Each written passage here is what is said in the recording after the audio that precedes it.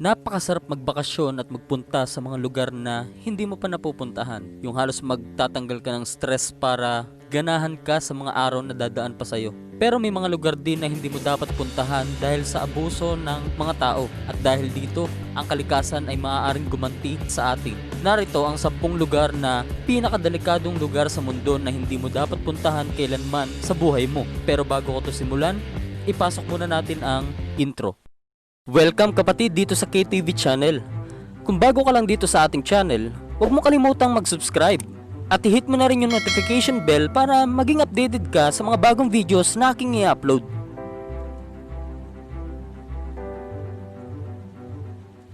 Number 10, Death Road.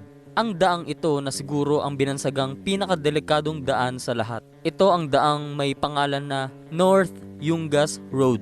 Ang 60 kilometer na daan na magtatawid mula sa La Paz papuntang rehiyon ng Bolivia. Binansagan itong Death Road dahil sa lahat ng delikadong iyong maiisip habang pinagmamasdan mo ito kapatid. Napakadelikadong daan ito dahil sa fog, pagkakaroon ng mga landslides at waterfalls na maaari ka ding mahulog sa taas na 2,000 feet o may katumbas lang naman na 610 meters kada liko mo sa mga likuan nito. Naitala itong pinakadelikadong daan sa buong mundo simula pa noong taong 1994 dahil sa kadahilanang halos umabot ng 300 mga motorista at mga driver ang namamatay sa daang ito taon-taon.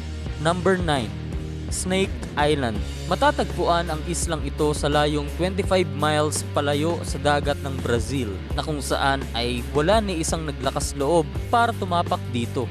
Mayroon pang nakapagsabi at ilang mga haka-haka na ang isang mangingisda na napalipat sa lugar na ito ay nawala at nakita na lang na patay na sa kanyang bangka at naliligo sa sarili nitong dugo. Ang misteryosong isla na ito ay tinatawag sa pangalang Ilha da Queimada Grande. Sa katunayan, ang Brazil government ay naglabas pa ng anunsyo na kung saan ay ipinagbabawal na nila ang pagbisita ng kahit sino paman sa naturang islang ito. At kung sino man ang tumapak sa islang ito ay ikukonsidera nila itong illegal. Dagdag pa dito, kaya ito natawag na Snake Island ay dahil na din maraming ahas ang naninirahan dito at isa na dito ang Golden Lancehead Snake, isang pit viper na species ng ahas na isa sa pinakanakamamatay na ahas sa buong mundo. Number 8, Lake Natron. Hindi ka maniniwalang kasama ito sa pinakadelikadong lugar sa mundo dahil sa ganda at itsura nito kapatid.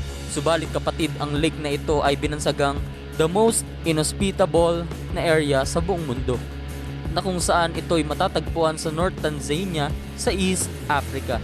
Ito ay naihalin tulad sa isang lake of fire dahil nagtataglay lang naman ito ng sodium carbonate decahydrate na pinapataas ang pH level hanggang 12 na pinakadelikado sa balat at mata ng tao dahil maaaring magkaroon ka ng iba't ibang infection sa balat at mata mo. Mayroon din itong red-colored bacteria, nagiging kulay pink-red ang tubig nito na hindi kaya ng ibang mga species na hayop ang tumagal dito. Subalit may 2.5 million na lesser flamingos ay ginamit at tinawag nilang shelter ang lake na ito na kung saan ay ginamit ito bilang kanilang breeding site para makapagparami. Number 7, Oymyakon. Isa itong maliit na village na matatagpuan sa Oymyakonsky District sa Russia. Ang lugar na ito ay kinukonsidera na isa sa pinakadelikadong lugar dahil sa napakalamig na kondisyon ng klima dito. At dahil dito ay isang patunay ito na kahit sino ay hindi kayang tumagal sa temperatura ng lugar na ito. Bumababa lang naman ang temperatura dito hanggang negative 40 degrees Celsius o negative 90 degrees Fahrenheit na kung saan ay pinipigilan itong puntahan talaga naman ng mga turista dahil kahit sino man ay hindi kayang tumagal sa temperaturang ganito. Isang kadahilanan na din dito ay kahit na anong halaman pa na itanim dito ay hindi din kakayaning mabuhay. Kawalan ng pagkain at hanap buhay ang ilang mga dahilan kaya walang tumatagal dito. Ayon sa article na aking nabasa ay halos 500 katao lamang ang nagawang magstay at manirahan sa nasabing lugar na ito. Number 6, Death Valley.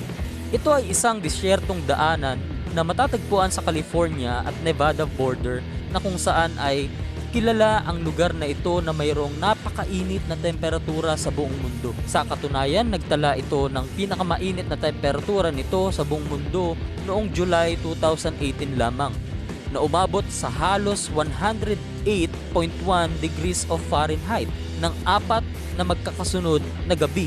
Samantala, ang temperatura naman sa umaga ay umabot lang naman ng 127 degrees Fahrenheit at ito na ang pinakamainit na record nito sa buong kasaysayan. At taong 1849 hanggang 1850, binansagan nga ito sa pangalan nitong Death Valley. Kahit na isang tao lamang ang namatay dito sa pagkakaalam ng naglabas ng artikulo nito na si William Lewis Manley, isang manunulat, at John Rogers na nag-akalang iyon na ang kanilang katapusan sa paglalakbay dito noong sila ay umakyat sa Panamint Mountains. Malapit dito ay lumingon ang isa sa mga ito at sinabing, "Goodbye, Death Valley," at nagsimula na noon itong ibilang sa pinakadelikadong lugar sa buong mundo. Number 5, Skeleton Coast. Ito ay matatagpuan sa kahabaan ng South Angola sa itaas na bahagi ng Namibia. Ito ay kasama sa isa sa pinakadelikadong lugar sa mundo dahil sa masakit na klimang taglay nito. Ang klima nitong mainit na hangin, kakulangan sa pagkain at kakulangan sa tubig na ilan sa mga nagpapahirap sa mga manlalakbay dito. Bukod sa mainit na klimang taglay nito ay nagkalat din ang iba't ibang uri ng mga buto ng hayop tulad na lamang ng buto ng balyena, elepante, mga pagong o pawikan, sea lion at iba pa. Kaya ito binansagang Skeleton Coast. Bukod sa natural conditions nito ay mayroon din itong mga human threats tulad ng gang violence at pagnanakaw na humahadlang din upang hindi napuntahan ito ng mga turista. Number 4, Danakil Desert. Isa ito sa uninhabited environment sa buong mundo na matatagpuan sa disyerto ng East Africa na mayroon lang namang regular na temperaturang 50 degrees Celsius. Bukod dito ay mayroon din itong mga bulkan at geysers na kung saan ay active at nagtataglay din ng toxic gases. Dahil dito ang disyertong ito ay hindi accessible sa mga turista para ito ay puntahan. Dahil maaari silang magkaroon ng massive physical health issues kahit mapatigil ka lang dito sa maikling oras. At isa na nga ito sa mga pinakadelikadong lugar sa mundo dahil sa mga active volcanoes na mayroon ito at poisonous vapor na may sulfur. Number 3, Gates of Hell. Nakita mo na ba ang impyerno, kapatid, sa tanang buhay mo?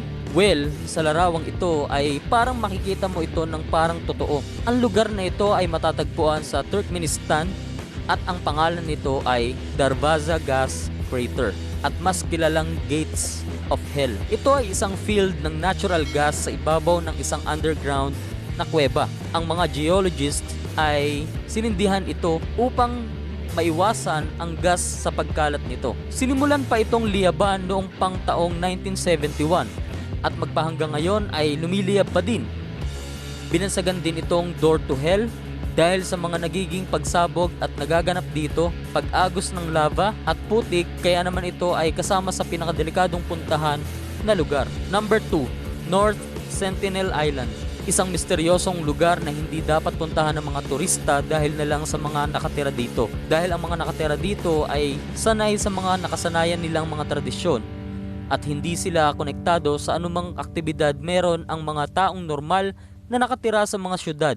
Siguro ay alam mo na ang sinasabi ko, kapatid. Ang mga nakatirang katutubo dito ay hindi din sanay sa ibang mga tao. Kinukonsidera nilang isang panganib ang mga taong pupunta dito dahil kanilang pinoprotektahan ang kanilang lahi sa anumang sakit na maaaring dalhin ng mga taong pupunta dito. At para sa ating top 1, Madidi National Park. Ito ay matatagpuan sa Amazon River sa Bolivia at mayroon itong kabuuang 19,000 square kilometers. Ang national park na ito ay puno ng mga uri ng flora at fauna. Flora ay mga halamang napakadelikado at fauna, mga hayop na delikado sa tao. At puno din ito ng mga kakaiba at delikadong hayop na pumipigil para sa mga taong napunta dito. Ang kagubatang ito ay isa sa pinakamalaking kagubatang pinoprotektahan sa mundo dahil tahanan ito ng mga delikadong hayop at mga halaman at isa lamang sa pinakadelikadong lugar na hindi mo dapat puntahan sa buong buhay mo. 10 kakaibang bata na hindi mo palalagpasing hindi makita. Bago ko simulan, ipasok muna natin ang intro. Number 10, Lucas, the echolocation. Siya si Lucas Murray. Siya ay ipinanganak noong October 9, 2009 na walang paningin o sa madaling salita, siya ay ipinanganak ng bulag. Takot siyang maglakad mag-isa nang walang umaalalay sa kanyang mga magulang noong siya ay bata pa. Pero bakit ko naman siya isinama dito? Siya lang naman ay gumagamit ng tinatawag na echolocation. Ito ay isang uri ng pamamaraan na ginagamit ng mga paniki at ng mga dolphins na gumagawa ng mga tunog sa kanilang paligid na nagba-bounce back sa mga bagay na matatamaan nito para malocate ang mga bagay sa kanilang paligid. Hindi ka din maniniwala dahil mas mataas pa ito ng halos 30 kaysa kay Albert Einstein na mayroon lamang IQ level na 140. Dahil sa taas ng IQ nito ay tinapos niya lang naman ang kanyang grade 6 hanggang grade 12 sa loob lamang ng wala pang isang taon. Kapatid, nagustuhan mo ba tong video natin ngayon? Kung nagustuhan mo tong video natin ngayon, huwag mong kalimutang mag-subscribe At i-hit mo na rin yung notification bell para maging updated ka sa mga bagong videos na aking i-upload. At kung meron kang mga story suggestions or story ideas, huwag kang mahihiya na mag-comment dyan sa baba. At ito si Kapatid TV na nag-iiwan sa inyo lagi ng kasabihang always think positive because it will make you succeed.